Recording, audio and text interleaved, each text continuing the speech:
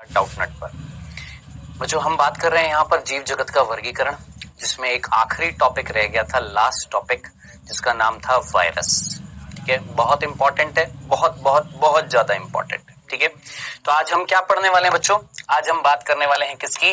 Virus की, यानी विषाणु की, जो हालांकि मैंने पिछले लेक्चर में स्टार्ट किया था, कुछ कुछ चीजें बताई थी, कुछ कुछ क्या कई सारी चीजें बता दी थी, लेकिन टेंशन मत लीजिए, आज वापस से रिपीट कर दूंगा, पूरा वायरस कंप्लीट करेंगे। ठीक है, तो पूरा वायरस पढ़ेंगे, विषाणु पढ़ेंगे और लास्ट में आएगा क्विज। आइए स्टार्ट करते हैं। किसकी बात कर रहे हैं बेटा जी? यहाँ पर वायरस की, विषाणु की। आइए पढ़ते हैं वायरस के बारे में। देखिए, सबसे पहला बिंदु दर बिंदु बोलूंगा या मैं बोलूंगा, सबसे पहले हम इसकी देखने वाले हैं हिस्ट्री, है ना। हम देखेंगे सबसे पहले ये वायरस खोज किसने करी है, वायरस की खोज किसने करी है। ध्यान से सुनिएगा बेटा जी, यहाँ ध्यान से सुनिएगा। देखिए, एक वैज्ञानिक थे जिन्होंने 1892 में, पहले नाम बता देता हूं वैज्ञानिक का, इवानोवस्की।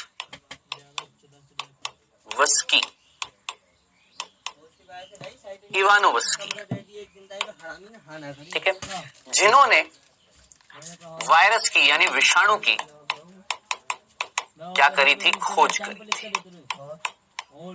तो आपसे सीधा प्रश्न पूछा जाएगा, यस, ये प्रश्न नीट में आता है, आया है, आपने याद रखना है। वायरस की खोज किसने करी है? वायरस की, विषाणु की खोज किसने करी है? वैज्ञानिक का नाम याद रखना, इवानोवस्की। अब बात आ रही है, इन्होंने ये खोज किसमें करी थी? ठीक है, इन्होंने पेड़ देखा, कौन सा? तंबाकू का। ठीक है, एक तंबाकू का पेड़ जो ग्रसित था, संक्रामित था एक वायरस से, एक विषाणु से इन्फेक्टेड था। इस तंबाकू के पेड़ से रस निकल रहा था, रस, एक स्त्राव निकल रहा था। किससे? तंबाकू के पेड़ से स्त्राव निकल रहा था, रस निकल रहा था। जो एरिया, जो क्षेत्र संक्रमित था ना, किसका? तंबाकू के पेड़ का। ठीक है, मुख्य रूप से वो तंबाकू के पेड़ का कौन सा भाग संक्रमित था? उसकी पत्तियां, उसकी जो पर्ण जो थी, पर्ण का यह मतलब पत्ती। मैं तंबाकू का पेड़ हूं, मेरी जो पत्तियां हैं, लीफ जो है, वो संक्रमित हैं। किससे? वायरस से। उस पत्तियों से रस निकल रहा था। उस रस का जब निरीक्षण किया, उस रस का जब एनालिसिस किया, किसने? इवानोवस्की ने। तो उन्होंने खोज करी किसकी? कुछ कणों की, कुछ पार्टिकल्स की। कोशिका नहीं, क्योंकि मैंने ये आपको पहले भी बताया था, वायरस कोशिकीय नहीं होते हैं, वायरस अकोशिकीय होते हैं, अकोशिकीय होते हैं, यानी ये एक कोशिका से बने हुए नहीं होते हैं, ये अकोशिकीय होते हैं। इन अकोशिकीय वायरस के कणों की खोज करी थी इस रस में, किसने? इवानोवस्की ने। भूलना नहीं है। ठीक है, सिंपल सी बात बताएं, समझ में आ गई है? अब ध्यान से सुनना, इन्होंने जो वायरस खोजा था वो कौन सा था बेटा? उस वायरस का नाम है टीएमवी। कौन सा? Mosaic virus. ठीक है, तंबाकू, तंबाकू, मोज़ेक,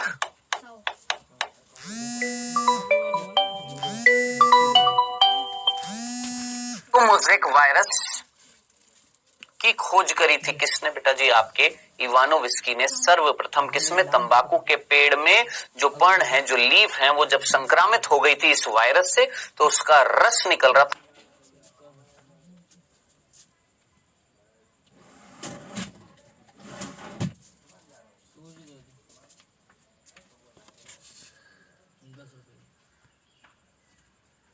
सूजी तुम रहेंगी ना कर देंगे ना, हंसी में कर रहा हूँ मैं तो। दूध यार, पानी पीने वाले आदमी हंसी में कर, भैंस से दे दिए ना अपने, तो खा लेंगे, तो मजा ले रहा हूँ मैं। तो मेरे मूड छुट्टियाँ उठिया आएगा, कितनी देर आलू को बनाया दिया, कल सूजी आई बहुत सही सी दी है। तो ऐसे खट्टा उस रस में खोज करी थी किसकी? इस वायरस की। किसने? इवानोवस्की ने। ये सबसे पहला बिंदु आपको वायरस की हिस्ट्री में याद रखना है, ठीक है। चलिए अब इसके बाद सेकंड बिंदु, चलिए ये एक बार मैं आपको दिखाता हूं यहाँ पर। ये जो इवानोव्स्की ने, ध्यान से सुनिएगा, एक काम करता हूं, पहले मैं इसको दिखाता हूं, ध्यान से देखिएगा, और जानना थोड़ी, ध्यान से देखिए इस वायरस को, किसको, तंबाकू मोजेक वायरस को। ये है बेटा जी आपका तंबाकू mosaic virus, tobacco mosaic virus. ये भी एक वायरस है, इसको हम जीवाणु भोजी बोलते हैं, बैक्टीरियोफेज बोलते हैं। ये है तंबाकू मोजेक वायरस, ठीक है। अभी सिर्फ दिखाया है मैंने क्या होता है, किस तरीके से, ये भी सब कुछ बताऊंगा। लेकिन उससे पहले मैंने आपको सबसे पहला हिस्ट्री, अगर हम इतिहास देखें किसका, वायरस का, तो सबसे पहला बिंदु 1892 में इवानोव्स्की ने खोज करी थी। किसकी बेटा जी, वायरस की। कौन से वायरस की, टोबैको मोजेक वायरस की, तंबाकू मोजेक वायरस की, जो तंबाकू के पेड़ की पत्तियों को संक्रामित करता है। ये पत्तियां जो होती हैं ये गोल गोल घूम जाती हैं। अब मैं आप में से कितने बच्चों को याद है इस मोजेक का मतलब, याद है? आपने एक नमूना पढ़ा था, तरल किमरीर नमूना, तरल मोजेक नमूना, याद आ रहा है? फ्लूइड मोजेक मॉडल याद आ रहा है? वहां पर मैंने मोजेक का मतलब बताया था, घूमना, ठीक है। तो यहां पर मोजेक का मतलब क्या होता है कि जब ये तंबाकू के पेड़ की पत्तियां जब संक्रमित होती हैं इस वायरस से, तो ये कर्ल हो जाती है, घूम जाती है। इसीलिए इस वायरस का नाम पड़ा है कि ऐसा वायरस जो तंबाकू के पेड़ की पत्तियों को जब संक्रमित करता है तो संक्रमण से ये पत्तियां घूम जाती है, और ये संक्रमण जब होता है तो तरल निकलता है। सिंपल। चलो सर, इतनी सी पहला बिंदु समझ में आ गया। अब दूसरा बिंदु ध्यान से देखिएगा, यहां पर हिस्ट्री में ही, इतिहास में ही हम देख रहे हैं, किसमें, हिस्ट्री यानी इतिहास में दूसरा वैज्ञानिक देख रहे हैं। 1898 की बात करते हैं। एक वैज्ञानिक बेजेरिनेका, बेजेरिनेका, ठीक है। उन्होंने भी क्या किया, ध्यान से सुनो, उन्होंने भी वो जो रस, जो तरल जो था ना, वो जो तरल जो तंबाकू के पेड़ के संक्रमण में निकल रहा था, ठीक है, वो जो तरल निकल रहा था, ये वाला रस जो मैंने अभी अभी आपको बताया, ये रस निकल रहा था ना, इस रस को बोला कि भैया ये जो रस जो किसमें, तंबाकू के पेड़ में, तंबाकू के पेड़ में जब संक्रमण होता है, तंबाकू के पेड़ में जब संक्रमण होता है, किससे, टीएमवी से, टोबैको मोजेक वायरस जब संक्रमित करता है तंबाकू के पेड़ को, तो एक तरल निकल रहा है, और ये तरल कैसा है, विषैला है।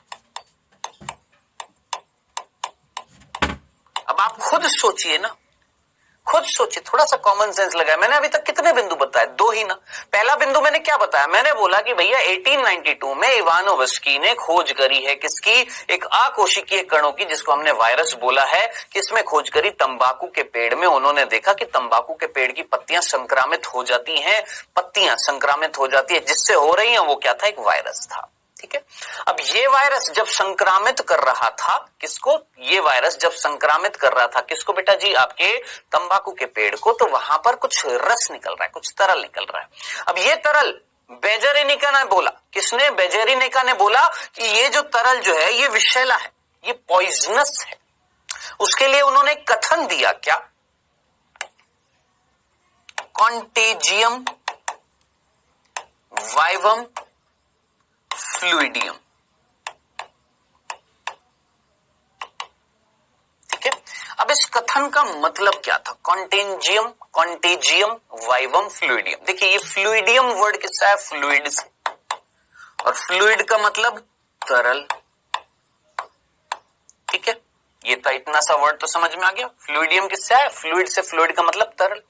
कॉन्टेजियम वर्ड किससे आया है, अंग्रेजी के कॉन्टैमिनेट से, कॉन्टैमिनेट, कॉन्टैमिनेट का मतलब होता है संक्रमण। एक एक शब्द का मीनिंग मैं आपको समझा रहा हूं, ध्यान से सुनना। कॉन्टैमिनेट का मतलब होता है संक्रमण, और वाइवम शब्द जो है वो किससे आया बेटा जी, वायरस से, विषाणु से। अब आप मुझे बताना वायरस क्या था। वायरस कुछ ऐसे कण थे, जब वो संक्रमित कर रहे हैं, तो इस पेड़ को जब वो संक्रमित कर रहे थे तो एक तरल के रूप में उसको मैं बोलूंगा उस तरल के रूप में मिल रहे थे, एक लिक्विड के रूप में मिल रहे थे। यानी खुद सोचिए, एक पेड़, ध्यान से सुनना, एक पेड़ हूं, मैं हूं तंबाकू का, ठीक है, ये मेरी पत्ती है। यहां पर इस पत्तियों की कोशिकाओं में आया कौन, वायरस, आ गया। इस कोशिकाओं को संक्रामित किया, खराब करता जा रहा है, तोड़ता जा रहा है, फोड़ता जा रहा है, अपनी संख्या बढ़ाता जा रहा है। अब ये कोशिकाओं के अंदर तरल है या नहीं, ये कोशिका फटती जाएंगी, खराब होती जाएंगी तो तरल निकलेगा। उस तरल में क्या निकल रहा है? वायरस। क्या निकल रहा है? वायरस। तो इस तंबाकू के पेड़ में जो रस निकल रहा था, उस रस में क्या मिल रहे थे? वायरस मिल रहे थे, जो उसको संक्रामित कर रहे थे। अब ये कथन दिया था किसने? बेजेरी ने का। ये भी याद रखना है आपने, क्योंकि इससे भी प्रश्न बनता है किसमें? नीट। बताओ, इतिहास में हमने सिर्फ 2 वैज्ञानिक देखे अभी तक। कौन सा? इवानोविस्की, खोज करी। बेजेरी ने का, जिसने वायरस के लिए कथन प्रस्तुत किया, कंटेजियम वाइवम फ्लूइडियम।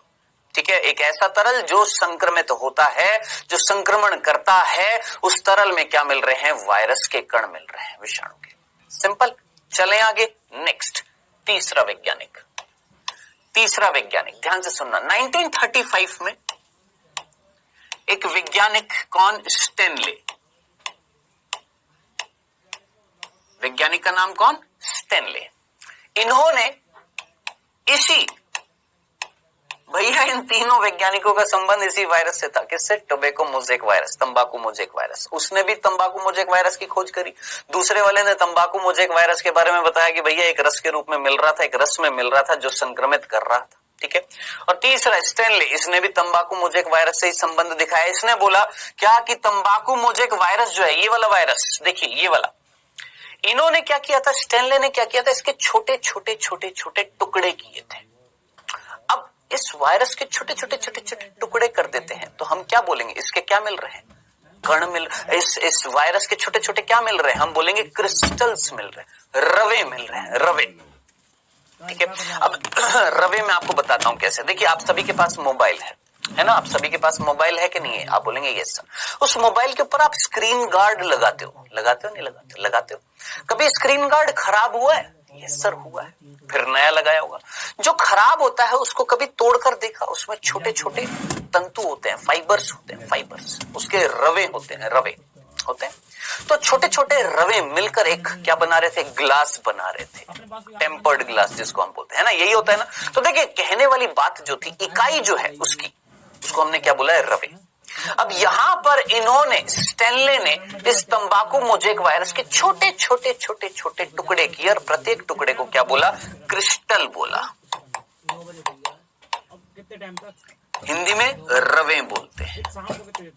ठीक है। तो इन्होंने, किसने? स्टेनले ने, याद रखना, सर्वप्रथम क्या किया था? वायरस का क्रिस्टलाइजेशन किया था। आपसे कोई पूछे स्टेनले ने क्या किया था? सबसे पहले विषाणु का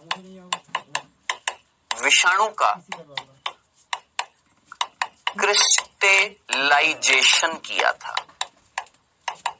अब क्रिस्टलाइजेशन का मतलब वायरस के छोटे छोटे, या वायरस को छोटे छोटे टुकड़ों में काट दिया था। ये है इसका सिंपल सा मीनिंग। प्रत्येक टुकड़ा जो था उसको हमने बोला है क्रिस्टल, यानी रवे। खत्म।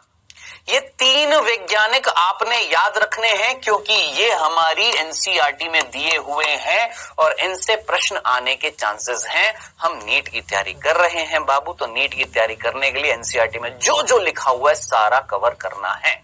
सिंपल। ठीक है। तो बेटा जी, वायरस से रिलेटेड इतिहास जब हमने देखा, हिस्ट्री जब हमने देखी, तो मात्र 3 वैज्ञानिक याद करना। एक बार वापस से रिवाइज करा दूं फिर से।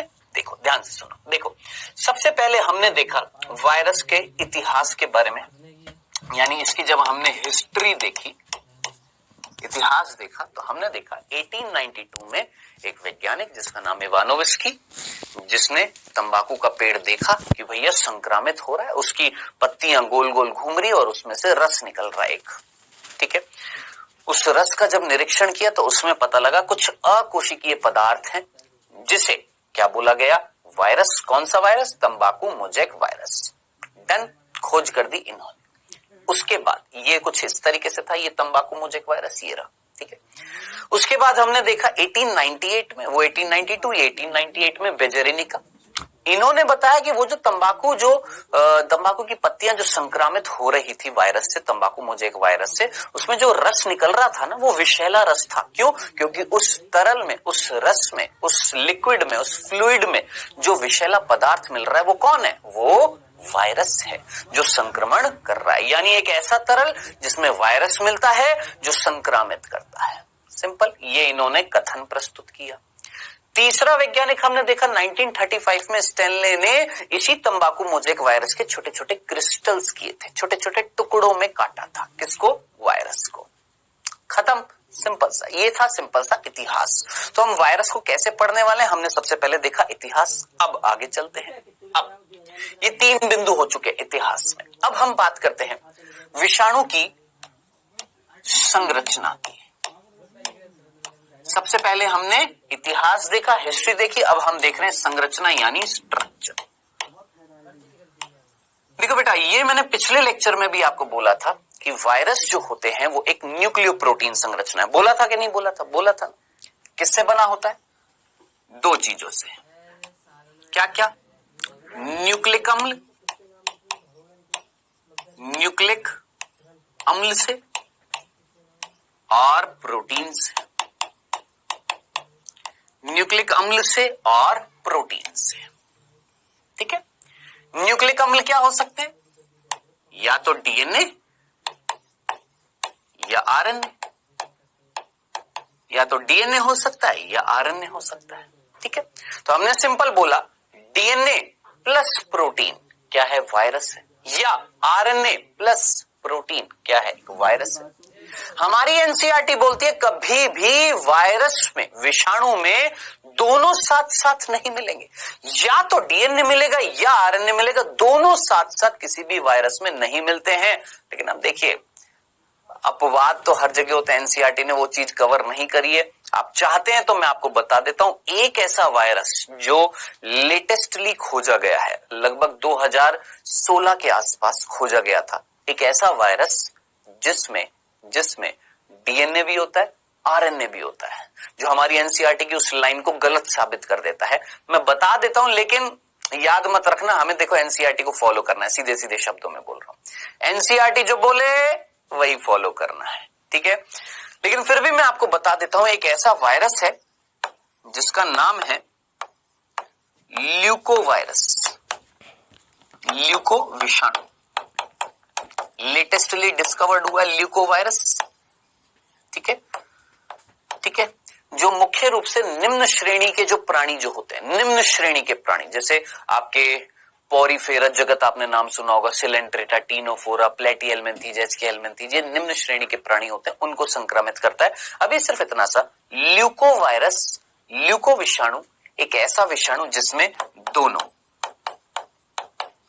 डीएनए प्लस आरएनए और उनके ऊपर प्रोटीन का आवरण होता है, ठीक है।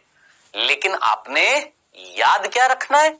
ये याद नहीं रखना है, ये तो जस्ट मैंने आपकी एक नॉलेज को थोड़ा सा बढ़ाने की कोशिश करी है। हमें जो चीज याद रखनी है वो ये, हमेशा वायरस में एनसीईआरटी की लाइन है, साफ साफ बोलती है एनसीईआरटी की लाइन, क्या? वायरस में या तो डीएनए या आरएनए मिलता है,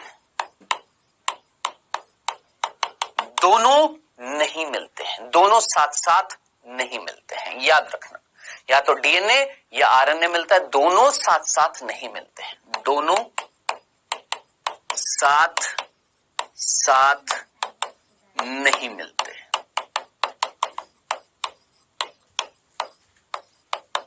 ठीक है। तो कृपया करके आपसे विनती है, रिक्वेस्ट है, ये याद रखना। इन फ्यूचर रिसर्च करते हो तो आपको पता लगेगा ल्यूको वायरस एक ऐसा रिसेंटली डिस्कवर्ड वायरस है, यानी 2016 में डिस्कवर्ड वायरस था जिसमें दोनों मिल रहे थे, ठीक है। समझ में आ गया? चल, अब ये तो समझ में आ गया। संरचना जब हम देखते हैं तो हमें पता लग जाता है कि भैया वायरस में 2 चीजें मिल रही हैं, एक तो प्रोटीन और न्यूक्लिक अम्ल। अब न्यूक्लिक अम्ल या तो डीएनए या आरएनए। अब देखते हैं, इधर देखिए, ये देखिए, इस डायग्राम में देखिए, ये लाल लाल लाल लाल दिख रहा है, लाल लाल लाल लाल क्या है? सर ये आरएनए है, ठीक है। और इसके चारों तरफ ये हरे हरे हरे हरे से संरचनाएं दिख रहे हैं, सर ये कैप्सिड लिखा हुआ है। ये कैप्सिड क्या है बता रहा हूं, थोड़ा सा वेट करो, बता रहा हूं। ये प्रोटीन है, ये हरे हरे प्रोटीन है, और ये लाल लाल लाल लाल क्या है? आरएनए है, ठीक है। तो यही तो बोला, क्या मिलेगा? न्यूक्लिक अम्ल और प्रोटीन। न्यूक्लिक अम्ल या तो आरएनए या डीएनए। ठीक है, आइए सबसे पहले हम यहां पर बात करेंगे किसकी, प्रोटीन की। देखिएगा, ध्यान से सुनिएगा। देखो मान लो यहां पर ये डीएनए, सपोज ये डीएनए हमारा, ठीक है, और हमने बोला वायरस में दो चीजें मिल रही हैं, एक तो डीएनए, एक तो आपका न्यूक्लिक अम्ल मिल रहा है और प्रोटीन मिल रहा है। ठीक है, हम सबसे पहले क्या पढ़ रहे हैं सर, प्रोटीन पढ़ रहे हैं। प्रोटीन, देखिए प्रोटीन का ये प्रोटीन में अब क्या क्या बिंदु याद रखना है। सबसे पहला बिंदु, ये एक आवरण की तरह मिलता है। क्या होता है, ये एक प्रकार का आवरण है। देख लो, खुद देख लो, ये प्रोटीन क्या है, आवरण की तरह मिल रहा है। यस, मिल रहा है। किसको आवृत कर रहा है सर, न्यूक्लिक अम्ल को। क्यों? क्योंकि ये प्रोटीन आवरण होता है जो न्यूक्लिक अम्ल को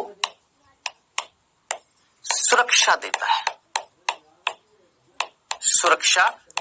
है, यानी उसको टूटने से बचा रहा है, या मैं बोलूंगा बाहर से एक आवरण होता है जो अंदरूनी चीजों को क्या कर रहा है, प्रोटेक्ट कर रहा है, सुरक्षा दे रहा है। यानी इसका कार्य क्या हुआ, केवल सुरक्षा देना। डनाडन डन, समझ में आ गया। चलो सर ठीक है, अब आगे चलते हैं। अब आप पूछेंगे सर क्या ये संक्रमण करता है प्रोटीन? ना, ये संक्रमण नहीं करता। संक्रमण कौन करता है, जो न्यूक्लिक अम्ल है ना, न्यूक्लिक अम्ल जो होता है, मेन चीज तो यही है। वायरस की मेन चीज कौन है, न्यूक्लिक अम्ल है, क्योंकि यही क्या कर रहा है, संक्रमण कर रहा है। अब जरा सोचिए, अगर यही खराब हो गया तो वायरस तो काम नहीं करेगा। तो हमें क्या करना है, इसको बचाना है। वायरस क्या चाहता है, इसको बचाना। तो इसने चारों तरफ एक प्रोटीन का आवरण बना लिया जो क्या कर रहा है, इसके न्यूक्लिक अम्ल को बचा रहा है, सुरक्षा दे रहा है। ठीक है सर, क्यों? क्योंकि न्यूक्लिक अम्ल संक्रमण करता है। ठीक है, अब तीसरा बिंदु, ये जो प्रोटीन का जो आवरण जो होता है, इस आवरण को कैप्सिड कहते हैं। कैप्सिड कहते हैं। ये जो आवरण होता है, इस आवरण को क्या बोलते हैं, कैप्सिड बोलते हैं। ध्यान से सुनना, किसका आवरण होता, किसका आवरण, प्रोटीन का ये जो आवरण है, इसका नाम है क्या, कैप्सिड। ठीक है, समझ में आ गया। अब ध्यान से देखिएगा, इसको समझते हैं, देखिएगा, ध्यान से सुनिएगा। गन्ने वाले घोषणा पत्र भरवाले भरे जा रहे हैं, बाद में परेशान हो गए। ये एक प्रोटीन, एक और ऐसे करते करते आप मुझे बस इतनी सी बात बताइए, क्या प्रोटीन सिर्फ एक मिल रहा है या बहुत सारे मिल रहे हैं? सर बहुत सारे मिल रहे हैं। क्या मिल रहे हैं सर, प्रोटीन बहुत सारे मिल रहे हैं। मैंने कहा यस, कई सारे प्रोटीन। ये क्या है, एक प्रोटीन, एक और प्रोटीन, एक और प्रोटीन, एक प्रोटीन, एक और प्रोटीन, एक और प्रोटीन, ऐसे कई सारे प्रोटीन की एक स्तर बन रही है। हाँ जी, उस स्तर का नाम क्या है, प्रोटीन के स्तर का नाम कैप्सिड। एक एक प्रोटीन जो होता है, यानी मैं ये बोल सकता हूं इस कैप्सिड की प्रत्येक प्रोटीन जो होती है उसे हम बोलते हैं कैप्सोमियर। एक प्रोटीन को हम क्या बोलते हैं, कैप्सोमियर।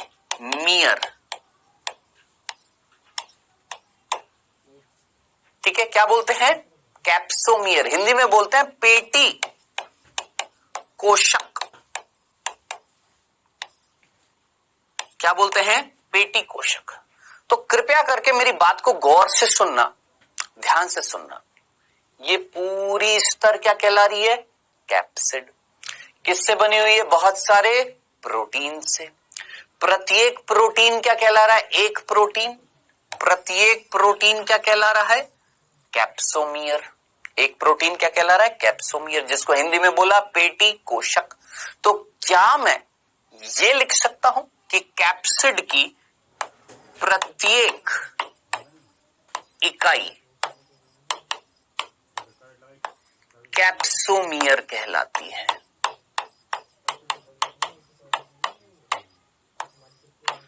बताएं, लिख सकता हूं या नहीं लिख सकता? बोल सकता हूं क्या कि कैप्सिड की ये पूरी स्तर का नाम कैप्सिड किससे बनी हुई है? सर प्रोटीन से बनी हुई है। एक प्रोटीन से नहीं, बहुत सारे हैं प्रोटीन। प्रत्येक प्रोटीन को हमने क्या बोला? कैप्सोमियर। तो मैं ऐसे भी तो बोल सकता हूं कैप्सिड की प्रत्येक इकाई, इस कैप्सिड की प्रत्येक इकाई क्या कहला रही है?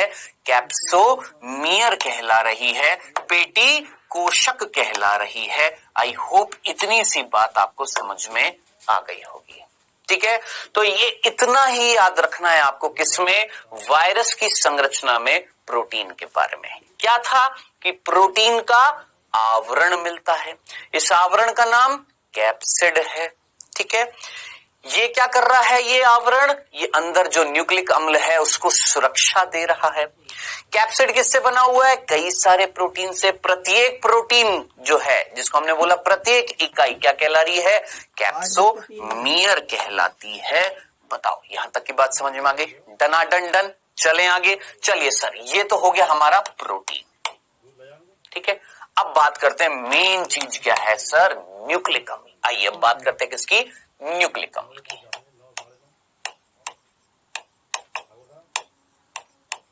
अब ध्यान से सुनिएगा।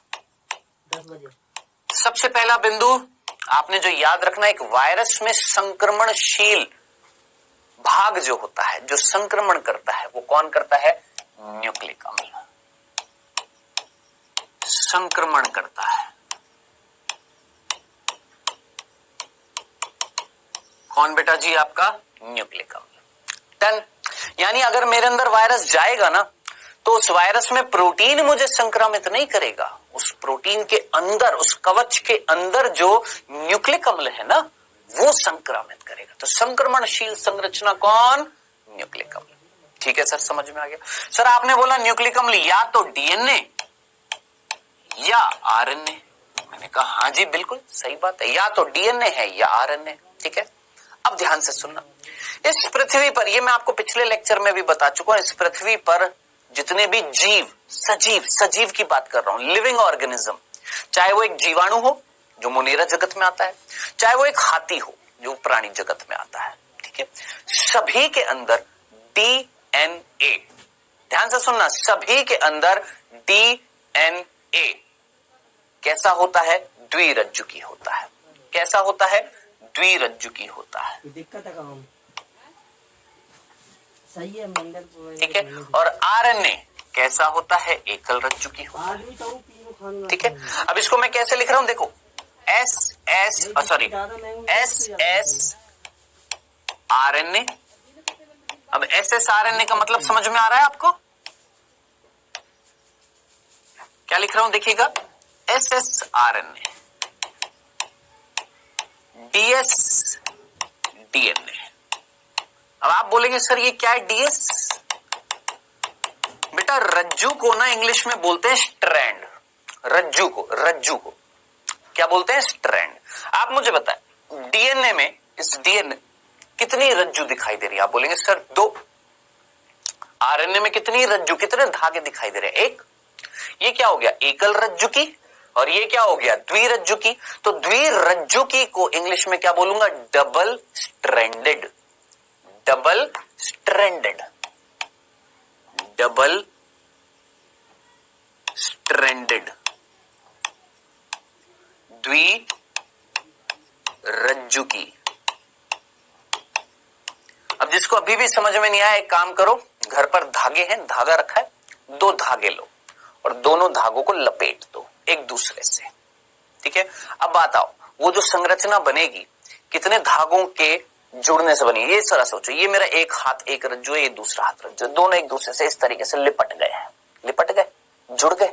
ये संरचना क्या कहलाएगी सर? द्विरज्जु की। एक हाथ एकल रज्जु की, खत्म।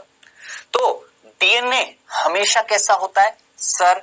द्विरज्जु की होता है। और आरएनए हमेशा कैसा होता है? एकल रज्जु की होता है। ठीक है सर, समझ में आता है। वायरस में ऐसा मिलेगा? हाँ मिलेगा, लेकिन वायरस में ना ये भी मिलता है।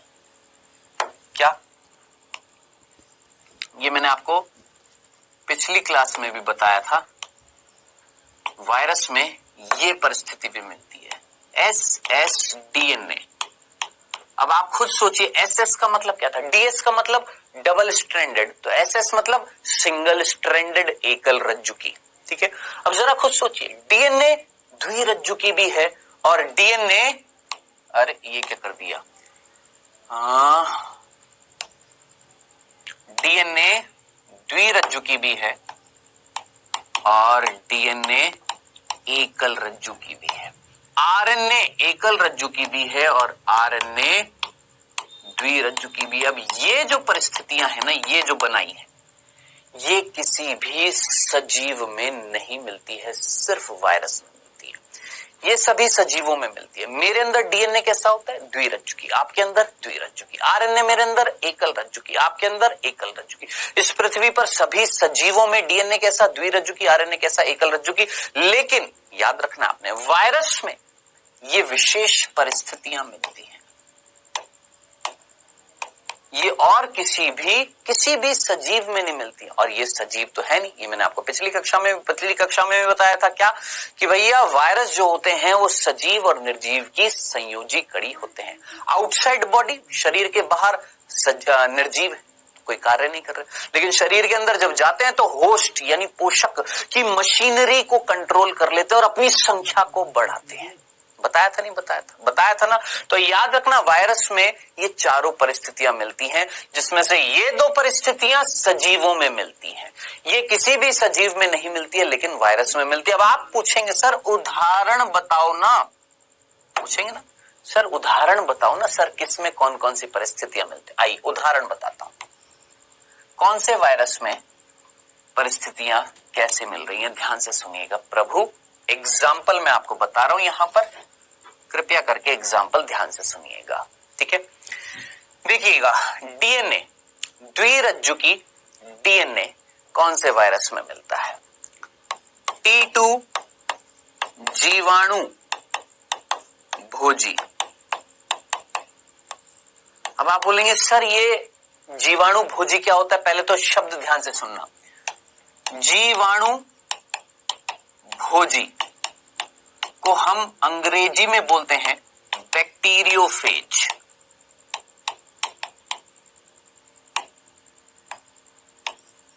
ठीक है, अब आपसे कोई पूछे सर ये क्या है, तो आप सीधा आंसर दोगे ये वायरस है, ये विषाणु है। ठीक, तो आप बोलेंगे लेकिन सर इसके नाम में तो सर बैक्टीरिया आ रहा है, सर जीवाणु आ रहा है, आ रहा है ना, आ रहा है ना, लेकिन यहां पर क्या आ रहा है, फेज। क्या आ रहा है, फेज। एक ऐसा विषाणु, ये विषाणु है जो जीवाणु को संक्रामित करता है, जीवाणुओं को संक्रामित करता है।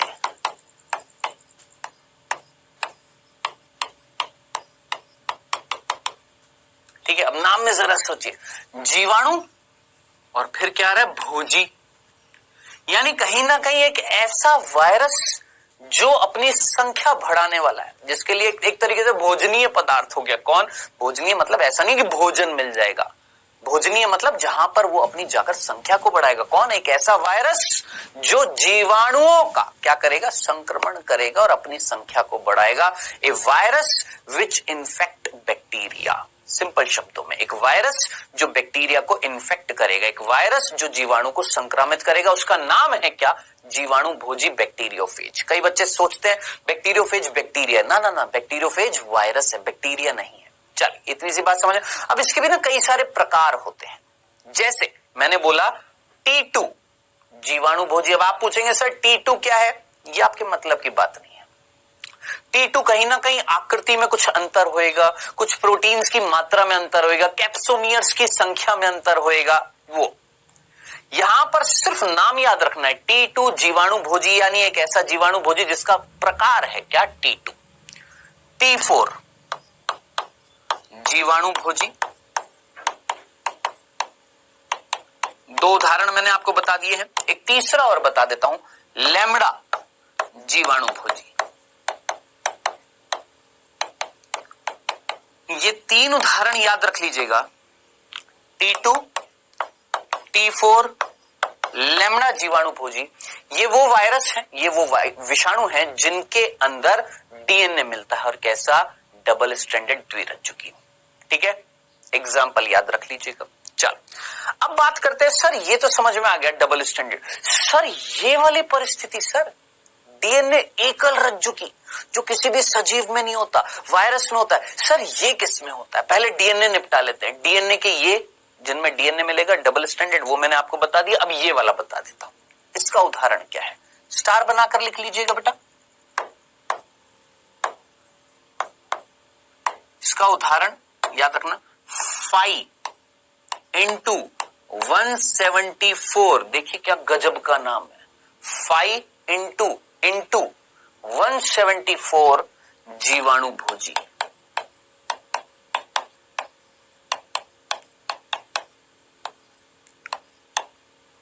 ठीक है, 12वीं कक्षा में एक अध्याय है आपका वंशागति का आणविक आधार। ठीक है, जहां पर आप पढ़ेंगे डीएनए के बारे में, जहां पर आपको पता लगेगा कि डीएनए आनुवांशिक पदार्थ होता है, डीएनए जेनेटिक मटेरियल होता है। ठीक है, ये सबसे पहले सिद्ध किया था 2 वैज्ञानिकों ने जिनका नाम था हर्शे और चेस। क्या बोला मैंने, फिर से सुनना। 12वीं कक्षा में एक अध्याय है जिसका नाम है वंशागति का आणविक आधार, जहां पर एक टॉपिक पढ़ते हैं हम, क्या, डीएनए, जिसे हम क्या बोलते हैं, अनुवांशिक पदार्थ जो एक पीढ़ी से दूसरी पीढ़ी में जाता है, एक वायरस से दूसरे वायरस में जाएगा, एक कोशिका से दूसरे कोशिका में जाएगा, एक जनक से संतति में जाता है, कौन, डीएनए। ठीक है, ये चीज सबसे पहले किसने सिद्ध करी कि डीएनए अनुवांशिक पदार्थ है? 2 वैज्ञानिक, एक का नाम है हर्शे और एक का नाम है चेस, जिन्होंने अपना कार्य किया था किस पे, जीवाणु भोजी पे, बैक्टीरियोफेज पे। किस पर कार्य किया था, जीवाणु भोजी पे, बैक्टीरियोफेज पे, और ये बताया कि जीवाणु भोजी बैक्टीरियोफेज में डीएनए मिलता है। क्या मिलता है, डीएनए मिलता है। किसमें, जीवाणु भोजी में क्या मिलता है, डीएनए मिलता है। अब ये डीएनए द्विरज्जु की भी हो सकता है या एकल रज्जु की भी हो सकता है। किसमें, जीवाणु भोजी में। ज्यादातर जीवाणु भोजियों में कैसा होता है, द्विरज्जु की। एक अपवाद याद रखना, 5 इंटू 174 जीवाणु भोजी बैक्टीरियोफेज में कैसा होता है, एकल रज्जु की होता है। अब मुझे पता है आपके मन में प्रश्न ऊट पटांग आ रहे हैं, सर ये 5 174 क्या है, T2 क्या है, T4 क्या है, लेमड़ा क्या है। बेटा ये अगर आपको याद आ रहा हो, हमने पहला चैप्टर पढ़ा था जीव जगत, जिसमें आपको याद आ रहा है ICBN, ICZN, ICVN, ICNB, कुछ याद आ रही है? ऐसी कुछ संस्थाएं थी जो नामकरण करती थी।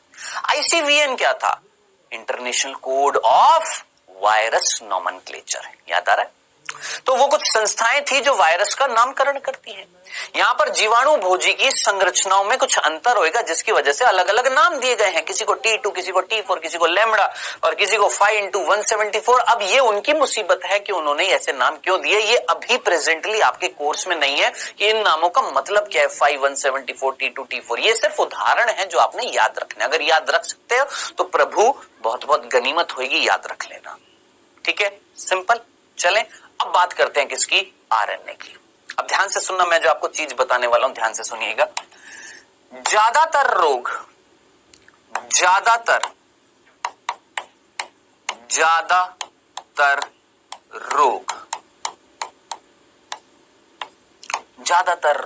वायरस से जो होते हैं, जिन वायरस से होते हैं उनमें अनुवांशिक पदार्थ जो मिलता है वो मिलता है आरएनए।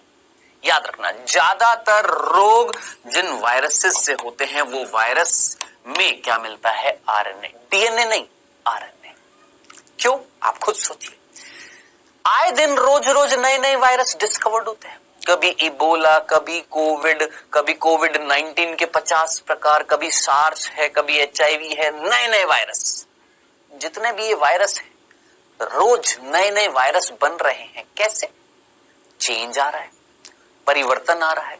इस परिवर्तन को बोलते हैं उत्परिवर्तन, म्यूटेशन, चेंजेस। अचानक से जो चेंज होता है उसे हम क्या बोलते हैं, उत्परिवर्तन। फटाफट चेंज होता है उसको हम क्या बोलते हैं, उत्परिवर्तन। ठीक है, अब आप मुझे बताएंगे, एक 2 चीजें मेरे पास, इसमें चेंज नहीं आ रहा, फटाफट चेंज नहीं आ रहा, आ तो रहा है लेकिन इतनी जल्दी नहीं आ रहा, और इसमें धनाई धन चेंज आता जा रहा है, परिवर्तन आ रहा है।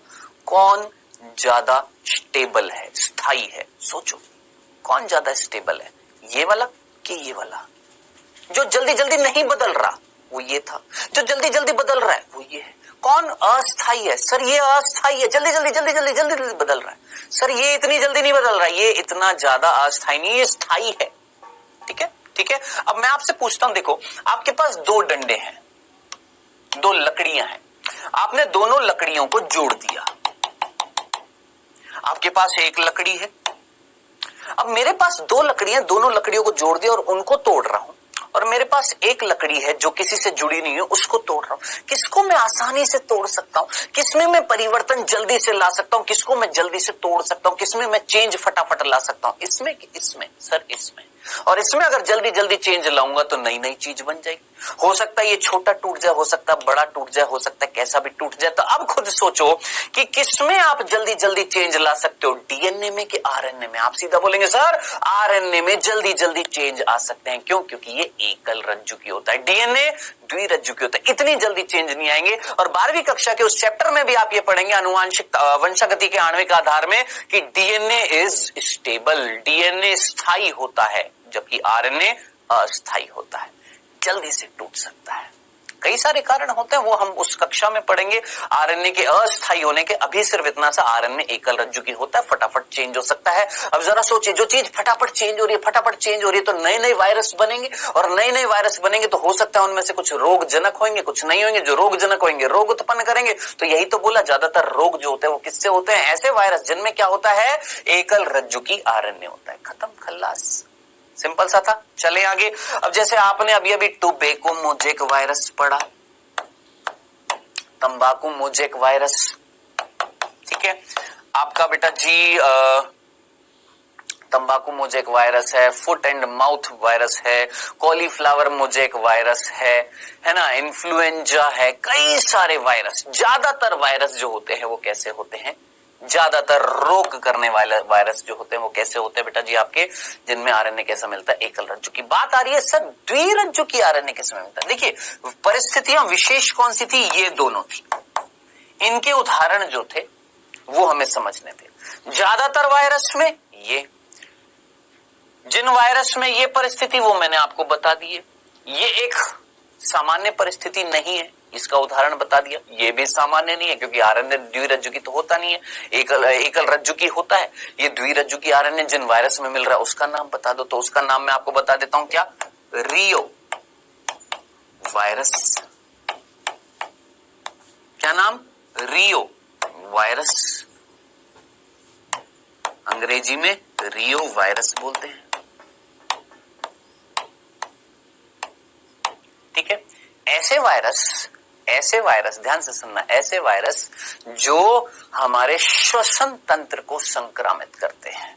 भूल मत जाना, श्वसन तंत्र को संक्रामित करने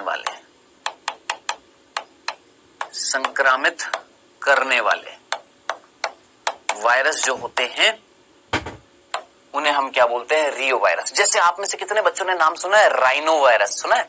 हमें जो नजला होता है ना, खांस जुकाम जो होता है, कोल्ड जो होता है, जानते हैं किस वायरस से होता है? उस वायरस का नाम है राइनो वायरस। राइनो वायरस जो हमारी नासा मार्ग जो होता है, हमारा जो श्वसन मार्ग जो होता है उसको संक्रामित करता है। तो राइनो वायरस क्या है? एक प्रकार का रियो वायरस है जो श्वसन तंत्र को संक्रामित करता है। ज्यादातर रियो वायरस में आपका आरएनए कैसा मिलता है? Double stranded. तो ये थी बेटा पूरी कहानी किस चीज की? आपकी न्यूक्लिक अम्ल की। ये थी पूरी कहानी किसकी? प्रोटीन की। ये दोनों चीजें मिलकर क्या बना रही हैं? संरचना बना रही हैं। किसकी संरचना बना रही हैं? वायरस की। तो अभी तक मैंने आपको दो चीजें बताई, क्या? हिस्ट्री बताई, इतिहास बताया, तीन वैज्ञानिक बताए, फिर उसके बाद मैंने इसकी संरचना बता दी है, ठीक है। अब हमारी एनसीईआरटी में सिर्फ इतना ही दे रखा है, ध्यान से सुनेगा, हमारी एनसीईआरटी में सिर्फ इतना ही दे रखा है और मैं चाहूंगा आप इतना ही पढ़ें। आपने पीएचडी नहीं करनी है मेरे भाई। अब हो सकता है आपके पास बहुत बड़ी बड़ी बुक्स हों जिसमें ना क्या क्या चीजें बता रखी होंगी, इस वायरस का वो भी बता रखा होगा कैसे संक्रमण करता है, वायरस का संक्रमण भी बता रखा होगा। अब पढ़ाने को तो मैं बहुत सारी चीजें पढ़ा दूं, कि भैया ये जो संक्रमण जो होता है ये दो प्रकार का होता है, एक होता है फेजिक, एक होता है फेजिक, एक होता है पिनोसाइटिक, एक होता है फेजिक, एक होता है पिनोसाइटिक। फेजिक जो होता है वो वापस से दो प्रकार का होता है, lysis, lysis, lysogeny, lysogeny. Lysis में क्या होता है कि जब वायरस जब संक्रमित करता है तो उसका आनुवांशिक पदार्थ यानी डीएनए या आरएनए पोषक के अंदर जाता है। पोषक यानी जिसके अंदर जाएगा, जिसको संक्रमित करेगा, उसके आनुवांशिक पदार्थ को खत्म कर देता है और अपनी संख्या को बढ़ा लेता है, वो लाइसिस होता है। लाइसोजेनी में क्या होता है, जिसके अंदर जाता है, जब संक्रमित करता है, मान लो मेरी एक कोशिका पर संक्रमण हुआ, किसका, वायरस का। वायरस ने अपना आनुवांशिक पदार्थ डीएनए आरएनए जो भी उसके अंदर है वो भेजा और वो उस कोशिका के आनुवांशिक पदार्थ के साथ जुड़ जाता है। तो ये चीजें नहीं है आपके कोर्स में, ये चीजें नहीं बता रखी। क्या होता है फेजिक, क्या होता है पिनोसाइटिक, क्या होता है लाइसिस, क्या होता है लाइसोजेनी, नहीं बता रखा है। तो क्यों टाइम वेस्ट करना, किस लिए? एक प्रश्न नहीं आने वाला, एक प्रश्न यहां से, किससे, इसके संक्रमण से, कि कैसे संक्रमण करता है। फिर भी मैंने यहां पर शब्द लिख दिए हैं जिनका कोई औचित्य नहीं है, तो मैं हटा देता हूं बेटा जी, कोई वैल्यू नहीं है। क्यों टेंशन लेनी, क्यों पढ़ना? जिसकी जब जरूरत होगी तब पढ़ो ना मेरे भाई। आप खुद सोचिए ना, खुद सोचिए, जिसकी जितनी जरूरत है उतना पढ़े ना। अब ये चीज मैं अगर बताने बैठता हूं, हमारा बहुत सारा टाइम भी खर्च हो और प्रश्न एक भी ना आए, टाइम वेस्टेज। ठीक है, नॉलेज बढ़ेगी, मैं ऑब्वियसली बात बोलूंगा, यस नॉलेज बढ़ेगी, लेकिन अभी के लिए हमारा मेन एम क्या है? सोचिए, नीट क्लियर करना ना, नीट क्लियर करना है। नॉलेज बढ़ाने के लिए टाइम बाद में बहुत मिलेगा, बढ़ा लेना, जब जरूरत होगी जिस चीज की तब करिएगा ना। ठीक है, तो अभी के लिए वायरस में सिर्फ इतना ही था मेरे भाई। क्या क्या मैंने आपको इतिहास बता दिया, इसकी संरचना बता दी, ये सारी चीजें आपने याद रखनी है।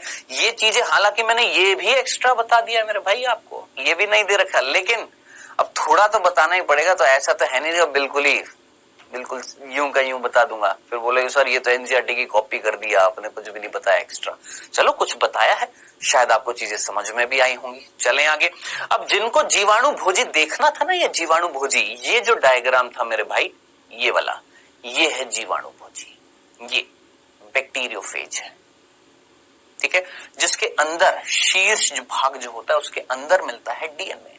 ये कॉलर होता है और ये इसकी तंतु पूंछ होती है, ये जाकर चिपकता है कोशिका से। इसकी ये जो पूंछ जो होती है चिपक जाती है, फिर ये उस कोशिका से चिपकने के बाद ये जो ये देख रहे हो ड्रिल की मशीन होती है, ड्रिल मशीन होती है, उसकी तरह ये कोशिका में ड्रिल करता है, छेद कर देता है। फिर छेद करने के बाद, जैसे छेद कर दिया, फिर ये क्यों ऐसे नीचे पिचकता है तो इसके अंदर जो आनुवांशिक पदार्थ है सीधा किस में चला जाता है, कोशिका में चला जाता है।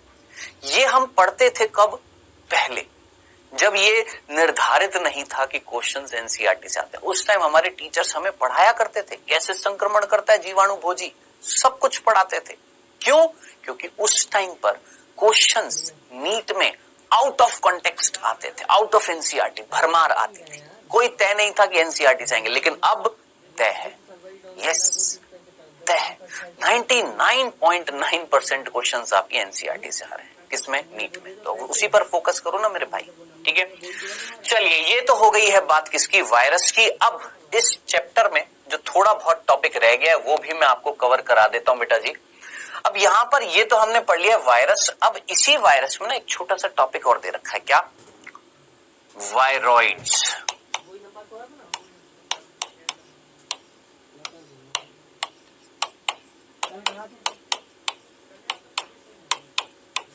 ये वायरॉइड्स क्या है समझते हैं, ध्यान से सुनना। वायरॉइड्स और प्रायोन्स, प्रायोन्स दे नहीं रखे हैं लेकिन मैं आपको बता दूंगा। ये बताने जरूरी है दोनों में क्या फर्क है और ये दोनों है क्या, ध्यान से सुनो। वायरस क्या था पहले सोचो, विषाणु क्या था? आप सीधा बोलेंगे सर विषाणु जिसमें दो चीजें हैं, प्रोटीन और न्यूक्लिक अम्ल। ठीक है, अब ध्यान से सुनना, अगर मैं न्यूक्लिक अम्ल अंदर से हटा दूं क्या बचेगा मेरे पास? सिर्फ प्रोटीन का एक आवरण बचेगा। मैंने कहा हाँ जी, सिर्फ प्रोटीन का आवरण बचेगा। बचेगा नहीं बचेगा? अब ध्यान से सुनना, अब सिर्फ अगर प्रोटीन का आवरण बचता है, ये देखो, ये सिर्फ प्रोटीन का आवरण है, अंदर कोई न्यूक्लिक अम्ल नहीं है, कोई न्यूक्लिक अम्ल नहीं। और ये प्रोटीन का आवरण अगर संक्रमण कर दे, सिर्फ प्रोटीन, ओनली प्रोटीन, सिर्फ प्रोटीन का आवरण जो क्या कर रहा है? संक्रमण कर रहा है। क्या कर रहा है? संक्रमण कर रहा है। तो ऐसे प्रोटीन से, सिर्फ प्रोटीन से बने हुए कण जो संक्रमण करते हैं उन्हें हम बोलते हैं प्रायोन्स। ना याद रखे तो देखो यहां पर नाम में क्या प्राई, प्राई, प्रो, प्री, प्रा, प्रू कुछ आ रहा है, पी आर आ रहा है, पी आर वर्ड प्रोटीन से, याद रखना, पी आर वर्ड प्रोटीन से। प्रायोन्स किससे बने हुए हैं? प्रोटीन से, जो क्या करते हैं? संक्रमण करते हैं। ठीक है। अब आप बोलेंगे सर संक्रमण करके कौन सी डिजीज होती है? मैं डिजीज का नाम भी बता देता हूं आपको, बहुत फेमस डिजीज है, नाम ध्यान से सुनिएगा। मैड काउ डिजीज, एक डिजीज होती है जिसका नाम होता है, एक रोग होता है जिसका नाम होता है मैड काउ डिजीज, यानी पागल गाय रोग। ऐसे बोलेंगे पागल गाय रोग, नहीं, इसको मैड काउ डिजीज ही याद रखना। यानी ये जब संक्रमित करता है किसको? गाय को, तो उसका तंत्रिका तंत्र जो होता है वो बिल्कुल नष्ट कर देता है, खराब कर देता है, जिससे गाय जो है पगला जाती है। ये रोग क्या कहलाता है? Mad cow disease. सिंपल, एक डिजीज याद रख लेना बस। ठीक है। हाँ जी, ये है जो हमारी एनसीईआरटी में दे रखा है, अब इसे पढ़ना है। देखो मैंने वायरस में से क्या हटाया था? आपने बोला सर न्यूक्लिक अम्ल हटा दिया। मैंने इस वायरस में से क्या हटाया? सर आपने ये न्यूक्लिक अम्ल हटा दिया। क्या रह गया था? सर सिर्फ प्रोटीन रह गया था। सिर्फ प्रोटीन का आवरण जो रोग करेगा, संक्रमण पैदा करेगा, आपने उसको प्रायोन्स बोला। अब देखो मैं क्या हटा रहा हूं, अब ना मैं प्रोटीन हटा रहा हूं। क्या हटा दिया? प्रोटीन हटा दिया। अब आप बोलेंगे सर प्रोटीन हटा दिया तो क्या रह गया? सिर्फ न्यूक्लिक अम्ल। अब आप बोलेंगे सर कौन सा न्यूक्लिक अम्ल? पर्टिकुलरली सिर्फ आरएनए, सिर्फ ओनली आरएनए, सिर्फ आरएनए, कोई डीएनए नहीं, कोई प्रोटीन नहीं, सिंपल क्या? एक आरएनए जो क्या कर रहा है? संक्रमण कर रहा है। क्या कर रहा है बाबू? संक्रमण कर रहा है, याद रखना है। क्या कर रहा है? संक्रमण कर रहा है। ठीक है। और संक्रमण से रोग उत्पन्न हो रहा है। ठीक है। अब ध्यान से सुनना, प्रायोन्स जो है ना, ये किससे बने होते? देखिए तुलना करना। देखो एक वायरस में से मैंने क्या हटा दिया था? न्यूक्लिक अम्ल हटा दिया, क्या बच गया मेरे पास? प्रोटीन। एक वायरस में से मैंने प्रोटीन हटा दिया, क्या बचा? न्यूक्लिक अम्ल। पर्टिकुलरली कौन सा न्यूक्लिक अम्ल? सर आरएनए, डीएनए नहीं, आरएनए। तो सिर्फ आरएनए जो संक्रमण करता है वो क्या कहलाते हैं? वायरॉइड्स। सिर्फ प्रोटीन जो संक्रमण करता है क्या कहलाता है? प्रायोन्स। अब आपके मन में प्रश्न हो, सर सिर्फ डीएनए भी संक्रमण करता है तो कुछ रहेगा, कुछ बोलेंगे उसको? ना, ऐसा कुछ नहीं है, अभी तक तो कोई डिस्कवर्ड नहीं, ऐसा कोई डिस्कवर्ड नहीं है। हाँ, सिर्फ आरएनए जो संक्रमण कर रहा है उसको हमने बोला है वायरॉइड्स। और एक और चीज इंपॉर्टेंट क्या है, ये संक्रमण किसमें करेगा? ये संक्रमण सिर्फ और सिर्फ पादपों में करता है, सिर्फ प्लांट्स में करता है, ओनली प्लांट्स में करता है, सिर्फ पादपों में। खुश रहो, आबाद रहो, हमें संक्रमित नहीं करेगा। कौन? वायरॉइड्स नहीं करते। ये सिर्फ संक्रमित किसको करते हैं? पादप कोशिका को ही संक्रमित करते हैं। क्यों? क्योंकि पादप कोशिका में इनको अनुकूल परिस्थितियां मिलती हैं अपनी संख्या को बढ़ाने की, जंतु कोशिका में नहीं मिलती है, क्योंकि पादप कोशिका थोड़ी सी जटिलता कम दिखाती है, जबकि जंतु कोशिकाओं में जटिलताएं, कॉम्प्लेक्सिटी थोड़ी सी ज्यादा होती है। अगर हमारी कोशिका में ये आ गया तो हमारी कोशिका इसको नष्ट कर सकती है, जबकि पादप कोशिका नष्ट नहीं कर पाती है, इसलिए ये संक्रमण कर सकता है। तो याद रखना, वायरॉइड्स भूल मत जाना। क्या? संक्रमण का वायरॉइड्स क्या होते हैं? भूल मत जाना, ये सिर्फ आरएनए से बने हुए कण होते हैं, संक्रमण करते हैं किसमें? पादपों में। 2000, ध्यान से सुनना, 2019 में प्रश्न पूछा गया था। क्या पूछा गया था कि उपरोक्त में से सबसे छोटा कण कौन सा है, जिसमें एक वायरस भी था, है ना, और जिसमें वायरस था और मेरे को याद आ रहा है उसमें वायरॉइड्स भी था। हमारी एनसीईआरटी में साफ साफ लिखा हुआ है ये वायरस से छोटे होते हैं। अब थोड़ा सा तो कॉमन सेंस लगा लो बेटा। वायरस में क्या क्या मिल रहा था? प्रोटीन का आवरण था और अंदर था आरएनए या डीएनए। हमने प्रोटीन का आवरण हटा दिया, केवल किसकी बात करिए? आरएनए की। इसका आणविक भार जो होता है किसका? वायरॉइड्स का। वायरस से भी कम होता है और प्रायोन्स से भी कम होता है, क्योंकि प्रायोन्स में प्रोटीन जो होता है इनका आणविक भार थोड़ा सा ज्यादा होता है। ठीक है, तो आप थोड़ा सा कॉमन सेंस लगाएं और सोचें, ये सबसे छोटे कण होते हैं, या मैं बोलूंगा आपसे कोई पूछे सबसे छोटा संक्रमणशील कण कौन सा होता है, आप फटाक से आंसर लगाएंगे क्या? वायरॉइड्स।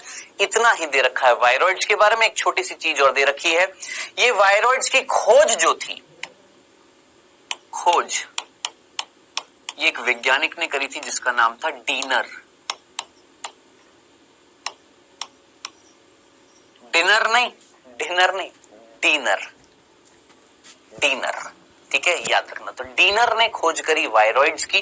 क्या है वायरॉइड्स? बता दिया, जो सिर्फ पेड़ों को संक्रमित करेंगे, किससे बने हुए? आरएनए से। वायरस से भी छोटे कण होते हैं, इनका आणविक भार वायरस से भी छोटा होता है। ये नहीं दे रखा था, बता दिया। अगर संक्रमण हो रहा है सिर्फ प्रोटीन के आवरण से, यानी प्रोटीन संक्रमणशील संरचना है, तो उसको हम बोलते हैं प्रायोन्स, जिससे रोग मैंने आपको एक बता दिया मैड का। अब आप पूछेंगे सर इससे एक रोग बता दो, चलो इसका भी रोग बता देता हूं। वायरॉइड से जो रोग होता है मैं यहां पर लिख देता हूं, वायरॉइड से जो रोग होता है उसका नाम मैं आपको बता देता हूं, potato, potato spindle, potato spindle tuber, potato spindle tuber. ये एक रोग होता है किसमें बेटा जी? आपके आलू में। ठीक है, ये रोग जिसमें आलू का जो पेड़ होता है, या मैं बोलूंगा आलू का जो पेड़ जो होता है छोटा हो जाता है, उसकी लंबाई क्या हो जाती है? छोटी हो जाती है, उसकी पोषणता कम हो जाती है, आलू के अंदर फूड स्टोर नहीं हो पाता है, संचित नहीं हो पाता है खाद्य पदार्थ। ये होता है पोटैटो स्पिंडल ट्यूबर रोग होता है, याद रखना। ठीक है, पोटैटो स्पिंडल ट्यूबर एक रोग है जो किससे होता है? वायरॉइड से। भैया एक एक चीज आपको बता दी है, वायरस पूरा बता दिया, वायरॉइड्स बता दिए हैं, प्रायोन्स बता दिए हैं, सब कुछ बता दिया है। बताओ समझ में आ गया? चलें, एक और चीज बता रखी है आपके इसी चैप्टर में, एक और लास्ट, लाइकेन। अब वायरस नहीं, ये वायरस हमने पूरा पढ़ लिया है, अब है लाइकेन। एक और चीज बता रखी है लाइकेन, लेकिन ये लाइकेन में यहां पर ज्यादा नहीं बताऊंगा। क्यों? क्योंकि इस लाइकेन को हम पढ़ने वाले हैं किसमें? अगले चैप्टर में। किसमें? वनस्पति जगत में। दे रखा है यहां पर, मैं मना नहीं कर रहा, यहां पर दे रखा है लाइकेन, लेकिन लाइकेन आपको समझ में आएगा जब हम क्या पढ़ेंगे? वनस्पति जगत पढ़ेंगे। ठीक है, वहां पर अच्छे से समझ में आएगा। सिर्फ इतना सा कि कहीं ना कहीं बस इतना सा एक संबंध होता है जिसे हम बोलते हैं सहजीवी संबंध, सहजीवी संबंध। ठीक है, कैसा संबंध होता है बेटा जी? याद रखना, एक ऐसा संबंध जिसमें दो जीव एक दूसरे की मदद करते हैं, एक दूसरे को फायदा पहुंचाते हैं। ये एक जीव है, ये दूसरा जीव है, इसने इसकी मदद करी, इसने इसकी मदद करी, दोनों एक दूसरे की मदद करते हैं। ऐसा संबंध क्या होता है? सहजीवी संबंध, यानी दोनों पॉजिटिव होते हैं, दो जीव, यानी इसको भी फायदा, एक जीव को भी फायदा, दूसरे जीव को भी फायदा। कई बच्चे पूछे सर ये प्लस प्लस का मतलब क्या है? सोचो दो जीव हैं, इसको भी फायदा हो रहा है, क्या साइन लगाऊंगा? पॉजिटिव। इसको भी फायदा हो रहा है, क्या साइन लगाऊंगा? पॉजिटिव। यानी दोनों जीव, दोनों को क्या हो रहा है? फायदा हो रहा है, दोनों एक दूसरे की मदद कर रहे हैं। ऐसा संबंध क्या? सहजीवी संबंध। तो याद रखना, जब शैवाल और कवक, शैवाल और कवक, जब शैवाल कवक की मदद करे और कवक शैवाल की मदद करे, कैसे? कवक लेकर आए क्या? खनिज। क्या लेकर आया? जल। सोचो मैं कवक हूं, मैंने क्या एब्जॉर्ब कर लिया, क्या अवशोषित कर लिया? जल।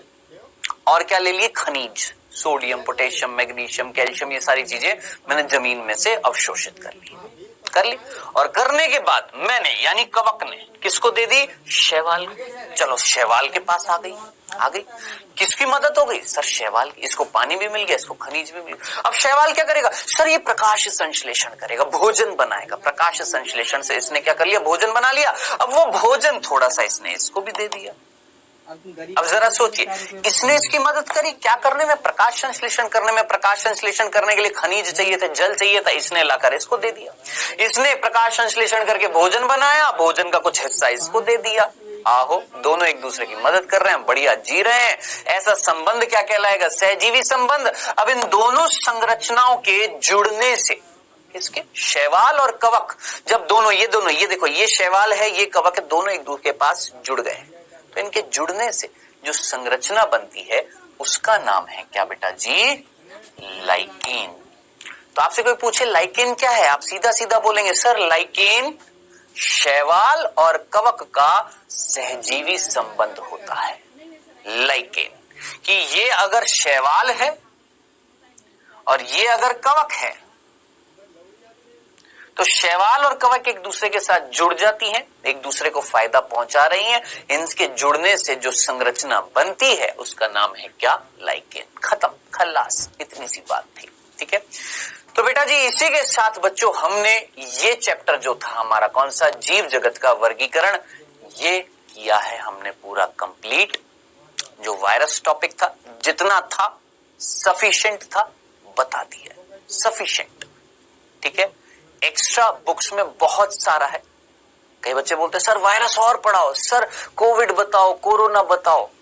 टाइम नहीं है मेरे भाई, ना आपके पास ना मेरे पास, सच्ची कह रहा हूं। एक्स्ट्रा नॉलेज लेनी है, बहुत सारी चीजें। अभी फोकस, एम क्या है हमारा? चिड़िया की आंख क्या है हमारी? सोचिए, नीट का पेपर जितना है, जितना कोर्स है उतना पढ़ें, सफिशिएंट है। मैं बार बार बच्चों को बोलता हूं, कोई ये बुक ले रहा है, कोई इस बुक में से पढ़ रहा है, कोई इस बुक में। अरे प्रभु, एनसीईआरटी उठा लो, उसमें देख लो, जितना है उतना पढ़ लो, सफिशिएंट है, पेपर उसमें से आएगा। हाँ जी, और मैं कोशिश करता हूं कि एनसीईआरटी कवर करके कुछ जो चीजें एक्स्ट्रा होंगी वो मैं ऑटोमेटिकली आपको बता दूं, जो चीज सफिशिएंट है। ठीक है, चलिए जी, आज कंप्लीट कर लिया है वायरस। हमने वायरस भी पढ़ा, उसकी इतिहास देखा, उसकी संरचना देखी, फिर हमने वायरॉइड्स पढ़ा, हमने प्रायोन्स पढ़ा, हमने लाइकेन थोड़ा सा पढ़ा है, ज्यादा नहीं पढ़ा है, इतना था। अब समय हुआ बेटा जी आपके क्विज का। पहला प्रश्न आपकी स्क्रीन पर आता हुआ फर्स्ट। विषाणु की खोज की थी किसने? इवानोवस्की, बेजेरिनेका, टेलर या डाइनर?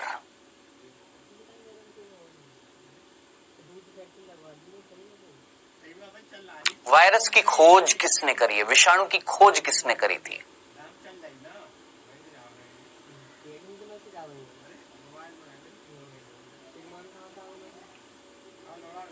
चलिए दूसरा प्रश्न, विरोइड बने होते हैं या वायरॉइड या विरोइड बोल दीजिए, ये किससे बने होते हैं? विरोइड, विरोइड, विरोइड यानी वायरॉइड। ठीक है, किससे बने होते हैं? केवल डीएनए, केवल आरएनए, केवल प्रोटीन, दोनों डीएनए और प्रोटीन? वायरॉइड पूछा है। कई बच्चे पूछ लेंगे सर आपने वायरॉइड बोला था। वायरॉइड, विरोइड, इंग्लिश में वायरॉइड्स बोल देते हैं, हिंदी में विरोइड बोल रहे हैं, एक ही चीज है। विरोइड, जरा सोचिए, जल्दी से सोचिए, किससे बना हुआ था विरोइड? समय हुआ समाप्त। आइए देखते हैं बेटा जी, यहाँ पर पहला प्रश्न था विषाणु की खोज किसने करी है? बताया था ना, तंबाकू मोज़ेक वायरस खोज करी थी किसने? इवानोवस्की ने। टोबैको मोज़ेक वायरस की, याद रखना, इवानोवस्की। दूसरा, विरोइड किससे बने थे? मैंने आपको बताया था वायरस में से क्या हटा दो? प्रोटीन हटा दो, क्या बचेगा? न्यूक्लिक अम्ल। कौन सा न्यूक्लिक अम्ल? डीएनए नहीं, सिर्फ आरएनए, केवल आरएनए से बने होते हैं क्या? विरोइड। ठीक है, भूल मत जाना, याद रखना।